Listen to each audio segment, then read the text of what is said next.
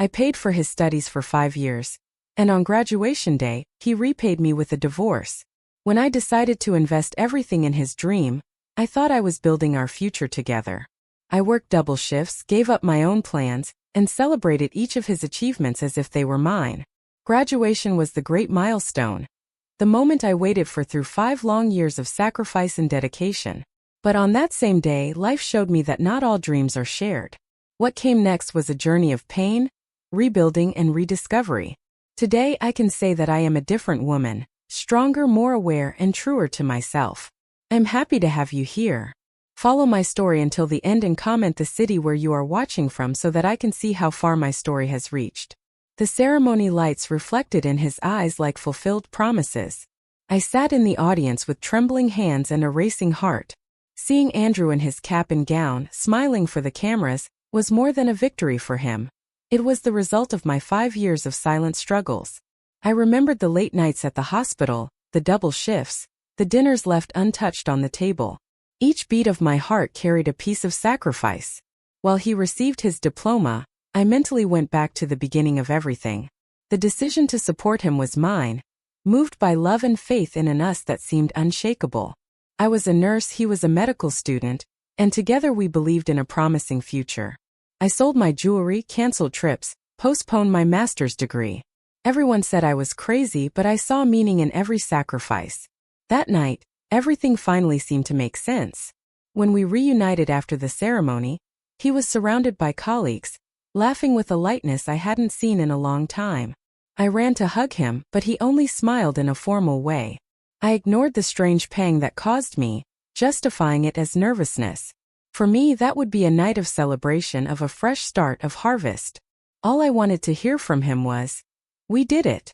But he seemed distant, wrapped in a euphoria that did not include me. Arriving home, I took a deep breath, looking at the table set with care, the lit candles, the decanted wine, the napkins embroidered with our initials. I prepared myself to celebrate our love and our joint victory, but I thought that would be the first day of the rest of our lives. The white linen tablecloth was impeccable. I prepared his favorite dish, filet mignon with wine sauce, and decorated the table with small memories of our first years together. The welcoming aroma of the food mixed with the soft music I chose for that night. Every detail was thought of as a silent declaration of everything we had lived. My navy blue dress was new, chosen with affection to mark this turning point. Andrew arrived an hour late. He entered without saying a word, left his briefcase on the sofa, and took off his jacket in a hurry. The smile I imagined never appeared. Margaret came right behind him, and her gaze scanned the room with disdain. "You made an effort, Elizabeth," she said, with that sweet tone that hid poison. I thanked her and pretended not to notice the condescension, concentrating on keeping the night light. I didn't want to ruin everything. During dinner, Andrew spoke little. Margaret dominated the conversation, making travel plans, talking about the new social circles he needed to frequent now. I just smiled, slowly chewing the meat that was getting cold on my plate. I tried to convince myself that it was just a phase, that tiredness made him distant. But something there was different, and inside me, intuition whispered warnings that I refused to listen to. He avoided my eyes, and when he happened to look at me, he seemed to see a shadow, not a woman. Margaret served the wine as if she were the owner of the house, and I no longer knew what my place was at that table. I repressed the urge to ask what had changed, to confront that silence. Instead, I fixed my hair and forced a smile. I wanted to believe that, at the end of the night, everything would go back to normal. There was something strange in his look, as if I wasn't there. The dessert was still untouched when he stood up. He adjusted his jacket, cleared his throat, and took an envelope from his inner pocket. With the coldness of someone handing over a report, he extended the paper across the table, in front of me. "I think you deserve to know firsthand," he said, as if it were a gesture of consideration. I opened the envelope with trembling hands and read, in cold and legal letters, the sentence that sealed the end of our story: divorce petition. He didn't apologize. He didn't explain, nor did he cry. He just said with a firm voice that he needed to follow another path, that he was now on another level, that I didn't represent him anymore. The words pierced something inside me that until then seemed indestructible. Margaret smiled discreetly and added, I always knew this would happen one day. I looked at her, then at him, and felt the floor dissolve beneath my feet. I didn't cry. On the outside, I remained motionless, but inside a hurricane was forming. All my surrender, all the sleepless nights, all the lonely birthdays, discarded as if they were nothing. My body screamed, but my mouth remained silent. I stared at that envelope like someone staring at a battlefield. There, in the room where I planned a future, I was put aside like an out-of-fashion accessory. Andrew didn't see me leaving little by little. He thought he had control of the narrative, that I would stay quiet, hurt, and passive. But that same night something changed. Not for him. For me. A new version of Elizabeth was born there, among the shards of what remained of the old one. I still didn't know how, but I knew that it wouldn't end that way. I wouldn't be the victim of the story I helped build. It was at that instant that something inside me woke up. And never slept again. The silence after the announcement was suffocating. I stood up calmly, adjusted my dress, and took a deep breath. They expected a scandal, screams, or tears. But all they got was a smile. Not of irony, but of liberation. I took my phone out of my purse, unlocked it, and dialed quickly. The voice on the other side answered before the third ring. Keeping my eyes on Andrew, I spoke clearly. "James, you can file the petition." He just confirmed everything. Andrew frowned, confused. Margaret seemed to lose her breath for a moment. I, however, felt in control for the first time in a long time. James knew exactly what to do. I had already predicted that moment. It didn't hurt less, but it hurt with purpose. I put the phone away and approached the table again, without lowering my eyes. It was time to rewrite the story, and this time it would be with my pen. I returned to the chair and looked fixedly at Andrew. "You are right," I said. "Now we are from different worlds. And that is why your new life will start with a surprise." Margaret tried to interrupt, but I raised my hand. It wasn't the nurse asking for permission anymore. It was the woman taking the floor. In seconds, the entire narrative they had fell apart. And as much as they pretended to be secure, I saw the fear growing in their eyes. I didn't need to ask for space anymore. I was the space. That room was my arena, and they were the protagonists of their own stumble. James was already in action with the documents, the evidence, the statements, the messages, everything filed. I wasn't just prepared. I was armed, not with resentment but with justice. "James, you can file the petition." He just confirmed everything. Margaret stood up, visibly disconcerted. "Are you threatening my son?" she said, indignant. But her indignation was pale before the coldness of my eyes. Andrew stammered something, trying to maintain composure.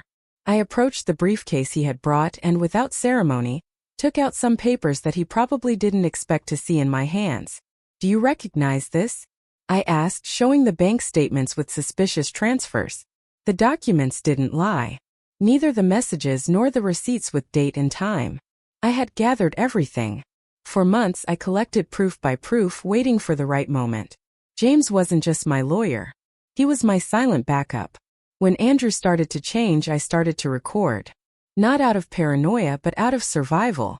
And now, every line of those proofs echoed like a scream of truth that no one else could silence. "You wanted status?" I said, looking directly at him. "You will have to pay with interest." Margaret tried to justify herself, talking about class difference, about natural ambitions. I ignored her. She never saw me as part of the family. And now, her world was crumbling before the woman she tried to erase. Andrew said nothing anymore. He just held the divorce paper as if he had been burned by it.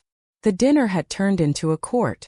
And in that improvised court, I was the prosecution, the jury, and the sentence. The silence that once suffocated me now surrounded them. For the first time, they felt the weight of being invisible. And I finally was seen, not as a wife but as a force. "You want status? You will have to pay with interest." I left the restaurant without looking back. The night breeze seemed to whisper my name in a new way, firmer, lighter, more mine. I walked with my head held high, feeling that every step was a break from the pain. The sound of my heels on the sidewalk marked the rhythm of a woman who, finally, owed nothing to anyone. My heart still ached, but now it beat for me. Outside, Olivia was already waiting for me. When she saw me, she opened her arms without saying a word. I ran to her and hugged her tightly, feeling a type of comfort that only the truth can provide. She didn't ask what had happened. She just whispered it was about time. And in that hug, I let escape the tears I refused to show inside. Not of pain but of liberation. We walked side by side down the empty street. I spoke little, she even less. But we didn't need words.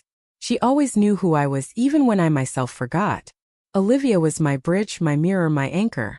And at that instant, walking without a certain destination, I knew, the woman who was reborn there would never be silenced again. What I lost could not compare to what I had just regained. The city lights didn't dazzle me anymore. They now shone as confirmation. That I survived. That I acted. That I am alive. And that this story had barely begun. It wasn't him who would dictate my future anymore. It was me. The courtroom was cold, impersonal, and cruelly illuminated. I sat next to James, who meticulously organized the pile of documents. Andrew was in front of me, eyes downcast, and Margaret displayed a fake air of superiority.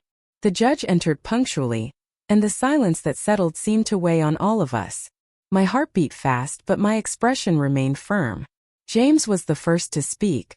With surgical precision, he presented detailed proof of the financial support I gave Andrew over the last 5 years. He showed statements, transfers, receipts, and even emails with promises of repayment. Margaret tried to interrupt, saying that all that was an exaggeration and that I only wanted money. But the judge cut her off with a stern look. That wasn't a dinner conversation anymore. It was a court of law. Mrs. Mitchell, said the judge, this is not a theater. Interrupt again and I will have to revoke your right to speak. The room froze. Margaret recoiled in her chair, visibly annoyed. James continued with serenity, and I felt a wave of respect for that man who conducted everything with such sobriety. That was our chance to show the world who had been used. I didn't want revenge. I wanted the truth. My gaze fixed on the void while I heard every argument being exposed. I remembered all the sleepless nights, the shifts exchanged to guarantee Andrew's tuition. It wasn't about figures, it was about value. Human value, moral value. James concluded his speech and looked at me discreetly. I nodded in a sign of confidence. Does the lady have anything else to say, or can we proceed? The judge asked for silence and James made his next move.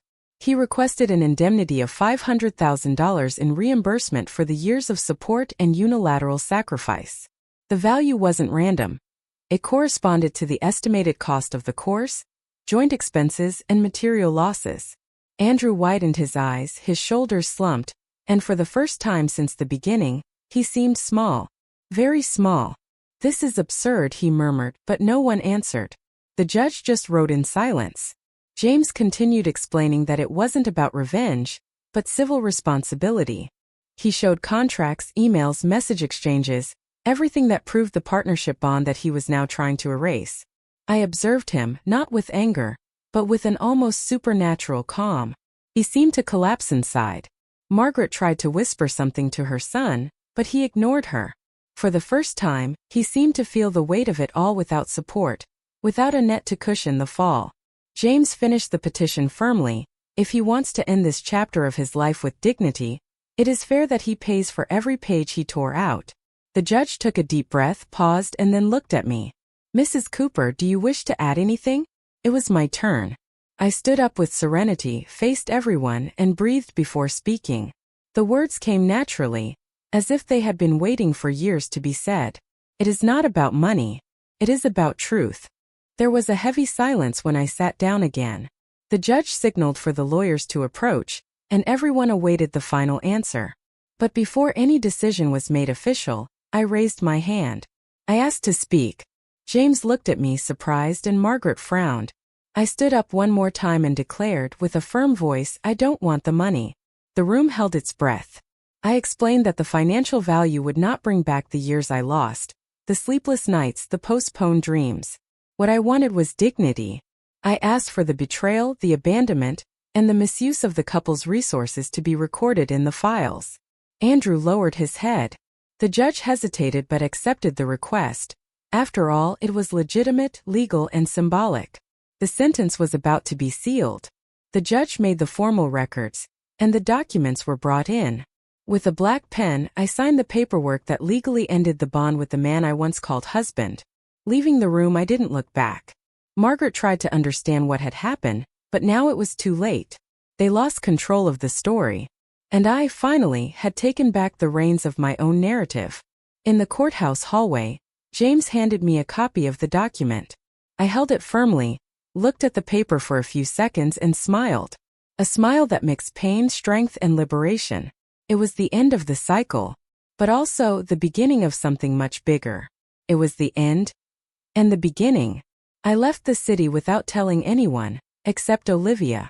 I took a train to a university town in the countryside and rented a small room near the station. The first days were silent, almost lonely but profoundly necessary. No rush, no masks, no past lurking. For the first time in a long time I could hear myself. My own thoughts, my dormant desires. I enrolled in a literature college. It was something I had dreamed of for years, but never had the courage or time for. I started attending classes with new notebooks, attentive eyes, and a heart willing to start over. At night, I worked as an editorial assistant at a small local publisher, where I read manuscripts and learned about the publishing process. Every day was a reconstruction, one more layer of me. The nights were still long, and missing someone sometimes hurt.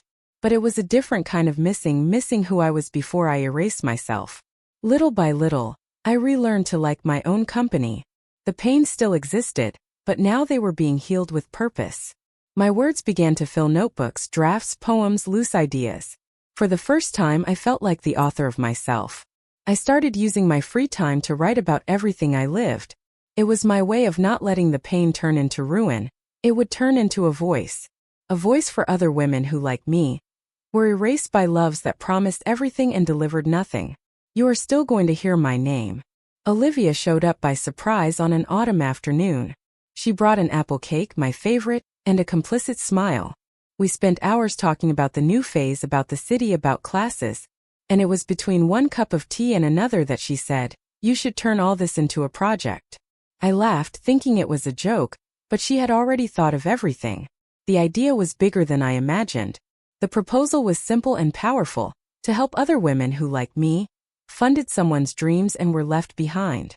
To create a foundation that offered legal, psychological, and professional support. We started to design the mission, the values, the first steps together. And when Olivia suggested the name, my heart raced. Cooper Foundation.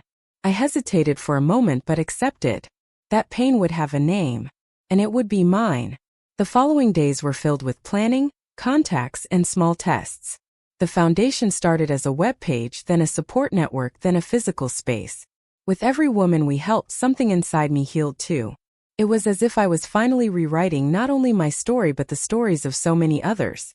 Olivia became my partner, my sister in the journey. Working with her was light, honest, inspiring. Together, we were creating a rescue network. And without realizing it, I was no longer the betrayed woman. I was the woman who creates paths for others to find themselves. How about we call it the Cooper Foundation? Months later, I sat in the audience of a crowded bookstore while the presenter announced my name. I went up to the stage to launch my first book, Manual of an Ex-Invisible Woman. The work gathered fictional accounts based on hundreds of real stories, including mine. In the pages, I wrote about overcoming silence, abandonment, but also about faith, strength, and inner resurrection. It was more than a book. It was my gentle scream to the world. The first printing sold out in a week. Social media exploded with testimonials, thanks, women saying, "You told my story." It was all I needed. Not for fame but for the mission. Every page sold was one more brick in the foundation we built. Success didn't intoxicate me, it anchored me. It was proof that the invisible can also become a lighthouse. I was invited to give interviews, lectures, participate in congresses. My name started to circulate in spaces where I had previously never dreamed of entering. And not as Andrew's ex-wife, not as the nurse who supported an ungrateful man, but as an author, founder, reference. For the first time, my story had its own shine. For the first time, my voice was heard and celebrated. On the last page of the book, I wrote a sentence that summarized everything. If you were left behind, remember, solid ground is also a place to start over. And while I autographed one more copy, someone commented, "Your name will go far." I smiled with teary eyes and thought, it has already arrived where it needed to. And for the first time, my name was above his. The penthouse apartment where Andrew lived was elegant, modern, and strategically located in the most expensive neighborhood in the city. The balcony overlooked the Central Park, and the entrance hall displayed paintings by renowned artists. He was known as Dr. Mitchell, the promising surgeon who never made mistakes. He wore imported watches, drove a luxury car, and frequented the most exclusive restaurants. On the outside, everything shined, but appearances hid the abyss. Credit card debts accumulated, loans were routine, and the bank account barely survived the end of the month. Andrew lived to maintain the status that required increasingly heavy masks. He never missed an event, never failed to show an impeccable smile. Fame came with a price, and he could no longer pay it with peace of mind. The hospital where he worked was demanding, and the competition among doctors was subtle but merciless. Andrew felt the pressure increase with every new resident who was younger and more updated. Even so, he refused to admit any weakness. The fear of falling was greater than any sense of prudence. For him, everything could be solved with a new investment, a new card, one more loan. The accumulated bills were hidden in drawers, the collection calls ignored. Andrew still looked in the mirror and saw the same successful man. But that reflection was already distorted. The illusion was his armor, and he wasn't ready to strip himself of the lie yet. Nothing a new card won't solve, right? Margaret loved to show off her son's supposed glory. She went to all social events with exuberant dresses, citing the name of Dr. Mitchell as if it were a trophy. At parties, she spoke of the latest successful surgery, international invitations, plans to open his own clinic. For her, Andrew was a star and she, the silent architect of that success. But it was enough to scratch the surface a little to see the cracks. Friends, all equally enchanted by status, approached more out of interest than affection. Andrew knew this but preferred to keep the illusion. Every toast, every forced laugh was a desperate attempt to remain relevant. Margaret encouraged him to continue in this performance, for she also depended on it. Mother and son were trapped in a dance of appearances, and the rhythm was starting to fail. One day, while they were having lunch at an elegant restaurant, the television was broadcasting a live interview. Elizabeth was center stage, talking about her new social impact project with the Cooper Foundation. She spoke with clarity, firmness, and a sparkle in her eyes. Andrew froze. Margaret tried to divert his gaze, but it was too late. The image of the woman he discarded was now plastered on the screen with public admiration. He grabbed the remote and changed the channel with force. But something inside him had already been triggered. Her image was constant. Her shadow seemed to follow him everywhere. Not as a ghost, but as a reminder of what he lost. And of what she became. Her shadow wouldn't leave my screen. The first time he felt the tremor in his hands was subtle. He was examining tests before surgery and thought it was just stress. After all, he slept little, ate poorly, and his body charged a high price for the abuse. He ignored it. Days later, while holding the scalpel, the same sensation returned, light, quick, but undeniable. Again, he preferred to pretend it was temporary. He couldn't afford the luxury of being vulnerable. During a delicate operation, he felt his hand waver. The scalpel fell to the floor with a dry sound. The team froze for seconds and he covered it up, saying he had a cramp. The patient almost suffered a serious injury, but everything was managed. However, the damage was done, not to the patient's body, but to the doctor's reputation. Rumors began to circulate through the hospital corridors. Andrew started avoiding complex surgeries, delegating more tasks to residents. But insecurity grew like weeds, and he could no longer trust his own body. Every small tremor seemed like a cruel reminder that something was wrong. Margaret said it was stress and sent him to rest in spas. But he knew. His body was failing. And it wasn't something he could hide for much longer. Locked in the bathroom with his hands before the mirror, Andrew looked at the fingers that used to save lives and now trembled without warning. Fear took over, silent, somber, definitive. What if this was the beginning of the end? What if it's serious? The tests piled up on the office desk. Andrew went through laboratories, specialists, renowned clinics. He had CT scans, MRIs, neurological exams. Nothing seemed conclusive. Until he arrived at Dr. Samuel Reed's office, a neurologist known for being direct, precise, and blunt. The consultation was brief. The silence between the two was almost palpable. Until Reed broke the ice. "What you have, Dr. Mitchell, is aggressive multiple sclerosis," he said with the coldness of someone who knows the patient needs the truth, not comfort. Andrew remained silent. The words echoed like hammer blows. The doctor explained that without intensive and immediate treatment, he would lose his vision, movement, and independence in less than 2 years. The disease was rare, progressive, and cruel.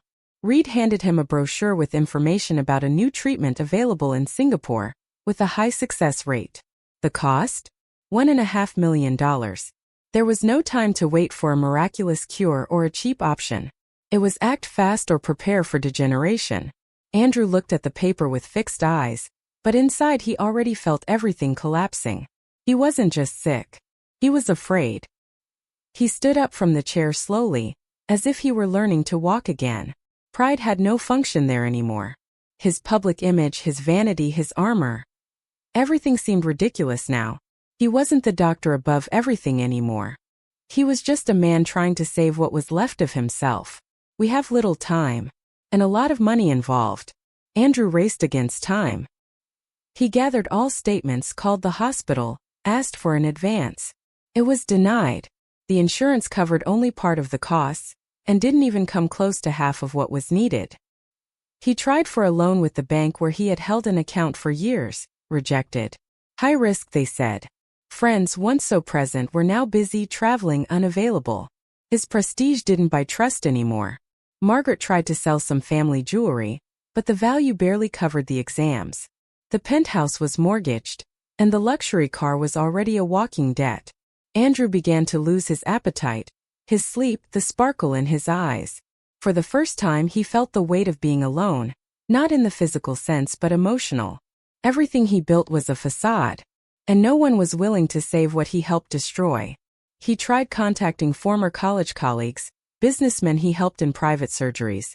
Messages were seen but never answered. The reputation he built based on arrogance and neglect now charged its price. And the price was isolation. There was no inheritance of affection. There was no legacy of gratitude. Only debt. Moral and financial debt. With every new no, Andrew dove deeper into a silent despair. His body was already giving clearer signs of failure, and the days seemed shorter. The clock was running, and the cure was out of his reach. The same man who was once a reference was now just a number in the line of indifference. No one lends to those they once despised. With teary eyes he called the last name that still remained in his contacts, Olivia. She answered on the third ring. Her voice was firm but not hostile. He begged. Said he was sick, that he had no one else. He told her about the diagnosis, the costs, the refusals. He asked only that she mediate a contact with Elizabeth. He wanted to speak to her, explain, ask for help. He was willing to accept any condition. On the other side of the line, Olivia sighed for a long time. Her silence was more eloquent than any immediate answer. When she finally spoke, she was direct. "Elizabeth owes you nothing, Andrew. Nothing." He tried to insist, say he was dying. But Olivia remained firm. "Do you need help? Great. Go to this link. If you have the courage." And then she sent a link to the Cooper Foundation. Andrew stood looking at the phone screen. The link was there, blinking like a portal. But along with it, an enormous weight invaded his chest. That foundation, created by the woman he discarded, was now his only hope. He hesitated. He ran his hands over his eyes, which were already starting to fail. He took a deep breath. And then he clicked. "Search for it yourself. If you have the courage." Andrew's fingers trembled as he typed Cooper Foundation into the search bar. The site opened with a sober and elegant design, displaying images of humanitarian missions, international conferences, and social events. In the center of the screen, an imposing photo, Elizabeth in a white dress, speaking alongside university rectors. Below, in firm letters, Elizabeth Cooper, founder and CEO. Her name was now an institution. He clicked on every tab of the site with the same mixture of fascination and disbelief. Projects in Africa, partnerships with hospitals in Switzerland, awards for social impact. The face he once ignored was now highlighted in the biggest magazines in the world. She spoke about justice, healing, new beginnings. And no word was about him, which paradoxically hurt him even more. She had one without mentioning him. The image he kept of Elizabeth, the silent woman with a tired look, smelling of the hospital and hands cold from working so much, no longer existed. In her place there was a woman standing tall, revered and distant. Andrew scrolled through the site without being able to stop. It was like watching his own defeat in slow motion, narrated by the victory of someone he underestimated. He closed the laptop and stared at nothing. That wasn't just humiliation. It was a glaring truth. He didn't know that woman anymore. And deep down, maybe he never really knew her. Who is this woman? 2 days later, Andrew gathered the courage and went to the Cooper Foundation headquarters. The mirrored building in the financial center was imposing and minimalist, with the name engraved in golden letters on white marble. Every step to the reception seemed heavier than the last. He felt small there, out of place, an intruder. But it was the last option, or perhaps the last hope. The receptionist, an elegant and discreet young woman, asked for his documents and asked him to wait. The minutes passed slowly. When she returned, she said, "Mrs. Cooper will receive you for 10 minutes. Only 10. He thanked her with a threat of a voice, swallowing his pride dry. He felt like a subject before a queen, and, at that moment, that was exactly what Elizabeth represented: power and distance. He was led down a silent corridor to a large room, where works of art and certificates covered the walls. The environment was welcoming but impersonal. Everything there spoke of achievement, of overcoming, of leadership. Andrew took a deep breath, adjusted his tie and sat down. His hands were sweating. Time was running. And with every second, the weight of what was about to happen increased. The door opened slowly. He stood up immediately. And then she entered. The woman who was once his wife. The woman who now decided if he would live or not. It was like asking for an audience with a queen. Elizabeth stopped by the door for a few seconds, observing him in silence. She was impeccable, a sober suit, hair tied back with elegance and upright posture. There was no anger in her eyes, but there was no tenderness either. Only control. She walked to the desk, sat down calmly and crossed her legs. Andrew tried to speak, but she raised her hand firmly.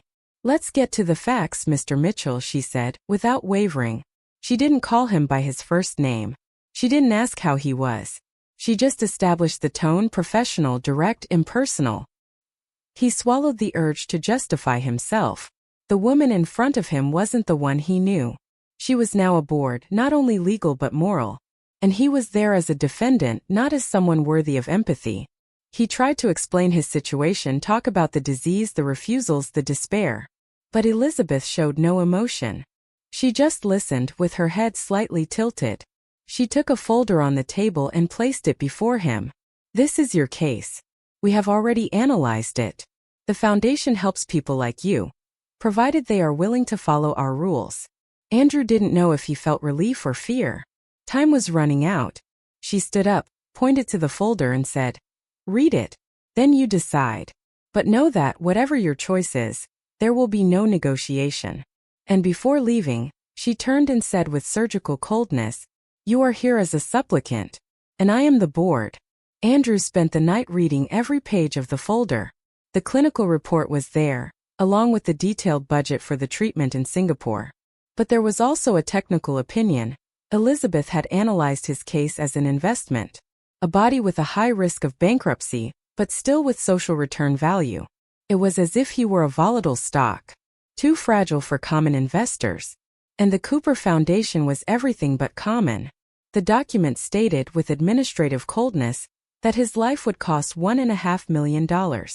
And that, given the conditions, this value would only be released upon guarantees. Elizabeth had made him an equation. Project. An example. There was no emotion in the text, only calculations, legal terms and social impact goals. Andrew felt naked, analyzed as merchandise. But it was this or death. Elizabeth didn't want to see him suffer. She wanted to see him serve. He understood with brutal clarity that the treatment wasn't a favor, it was a mission, and that he was just a piece. The folder ended with the sentence, "Your life is an asset that will only be saved if it demonstrates real return for others." Andrew closed his eyes. Everything he despised was now the only way. The woman he once rejected was now analyzing his value with strategic coldness. And surprisingly, he didn't hate her for it. He only regretted never having seen before the strength she hid. Your life is an asset that does not inspire confidence. The next day, he returned to the foundation. Elizabeth did not receive him personally. The institution's lawyer attended to him with neutrality. She placed the contracts on the table and explained the terms. First, the immediate confiscation of the apartment, car, and other declared assets. Second, the eviction of Margaret from any property linked to the Mitchell name. Third, a contract of 28 years of mandatory service in a rural clinic managed by the foundation. Andrew listened to everything in silence. The clauses were firm, irremovable. There was no room for negotiation. He asked if he could see his mother before leaving. The lawyer simply replied, "The decision is yours. The sooner you sign, the sooner we start the process." He hesitated. He thought of Margaret, of the comfort she would lose. But he also remembered all the time she encouraged him to abandon Elizabeth. He signed, with trembling hands but without regret. The lawyer watched him with a neutral expression, gathered the papers, and said the process would start immediately. The foundation had already booked the flight to Singapore. After the surgery, he would have 2 months of recovery and then would start his new life, far from magazine covers, far from applause, far from arrogance. Leaving the room, Andrew looked at the silent corridor and thought, it was the fair price. The price for everything he did, for everything he didn't see. It wasn't punishment. It was a consequence. Justice is making you pay by helping those you always ignored. 2 days later, he met with Elizabeth again, this time for the final formalization. She entered the room without makeup, dressed simply, but still radiating authority. He wanted to thank her, say something kind, but she stopped him with a gesture. "It is not for you, Andrew," she said. "It is for those you will help." He nodded. For the first time, without protesting, without trying to argue. She explained that the foundation would fully assume the cost of the surgery and treatment. In exchange, he would belong to the project for 28 years. There would be periodic audits, performance reports, and social metrics. "You are not a patient. You are an agent of change. And you will be treated as such," she concluded. Andrew understood. It wasn't charity. It was a mission. He signed the last contract. Elizabeth extended her hand. It was a firm, formal handshake without emotion. But in that gesture there was something silent. The confirmation that their story would not be about lost love, but about legacy. When he left the room, he didn't feel the same anymore. Something inside him had broken, but strangely it was the kind of break that makes something new be born. At the end of the hall, he looked back. Elizabeth was no longer there.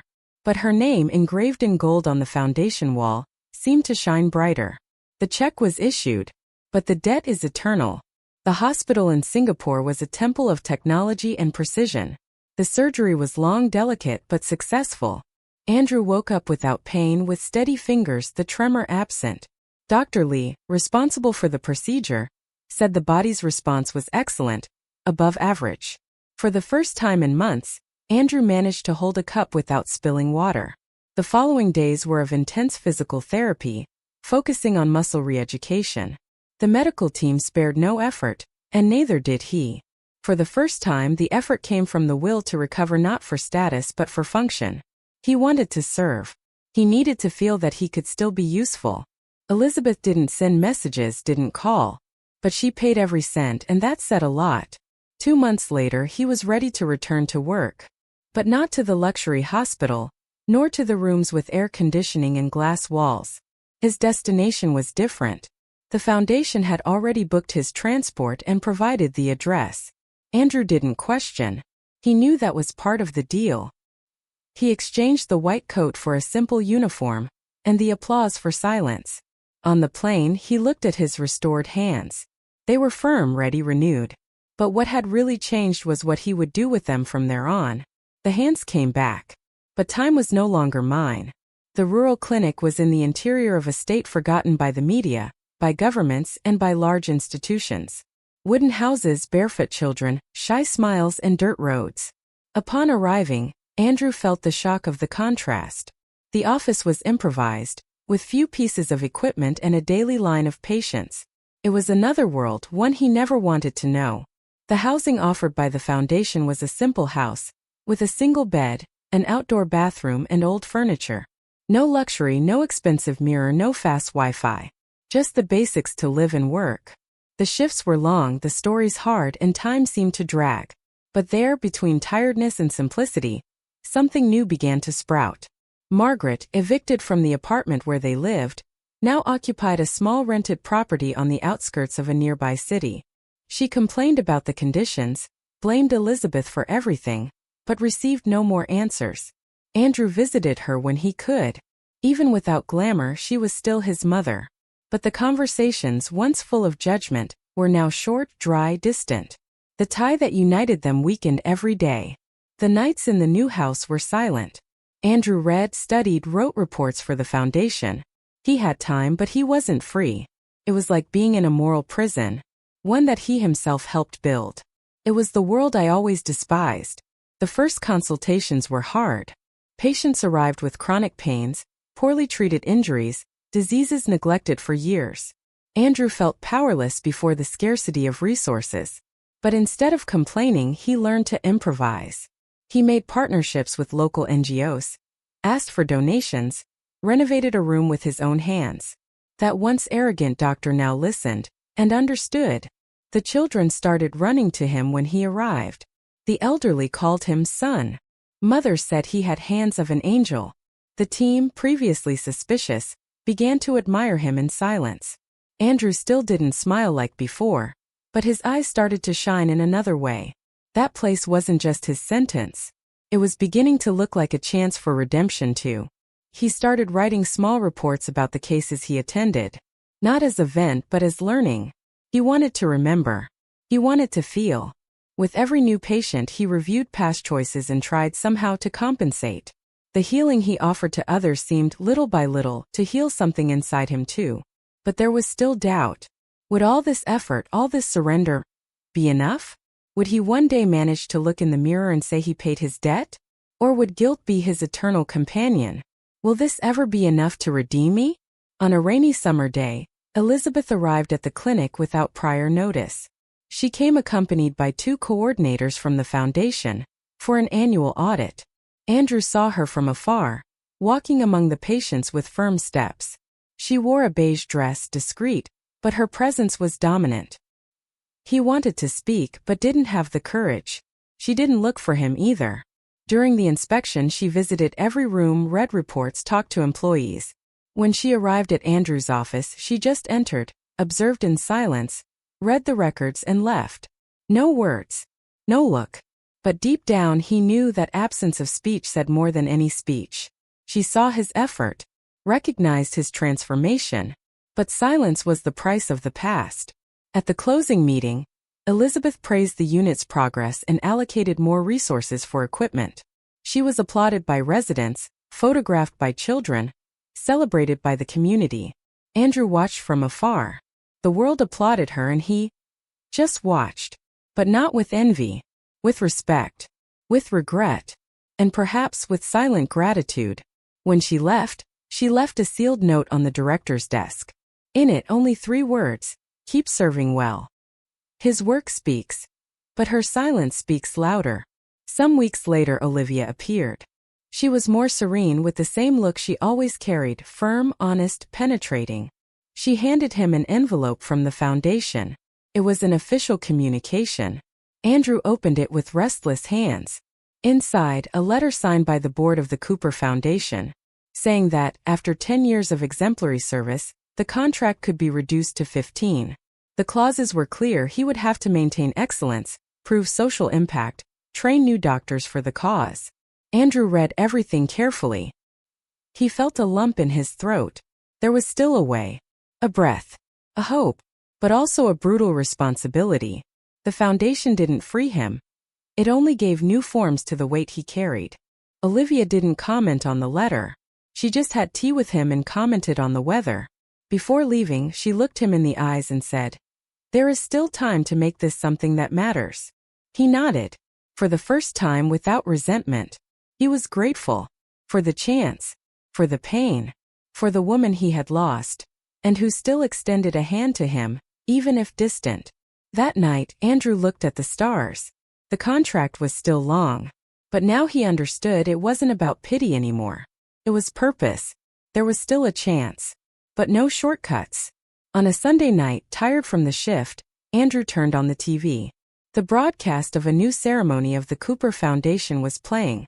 Elizabeth was receiving an international award for humanitarian impact. The entire auditorium applauded standing up.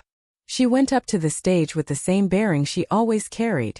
And now the world saw it. She gave a speech about empathy, resilience, social justice. She spoke of transformed lives, of rebuilt communities. She didn't cite names. She didn't speak of revenge. Only of legacy. Andrew observed in silence, with a slight smile on his lips. For the first time, that success didn't hurt him. It was fair. It was hers. And it was beautiful. He changed the channel not out of pain but out of respect. It was like closing a chapter. He stood up, washed the dishes, organized the papers for the next day. He knew he had a lot to do. There were still patients waiting, children to vaccinate, mothers to calm. The past didn't scream so much anymore. The present had the sound of purpose. He lay down and closed his eyes. She didn't save him. And deep down he knew. It was never about salvation. It was about transformation. She didn't save me. She redefined me. Now I am curious about you who heard my story. What would you do if you were in my place? Have you gone through something similar? Support the channel, subscribe, like, comment, and share this video. I am leaving on the end screen another story that you will also like, and it will definitely surprise you. Thank you for watching until the next video.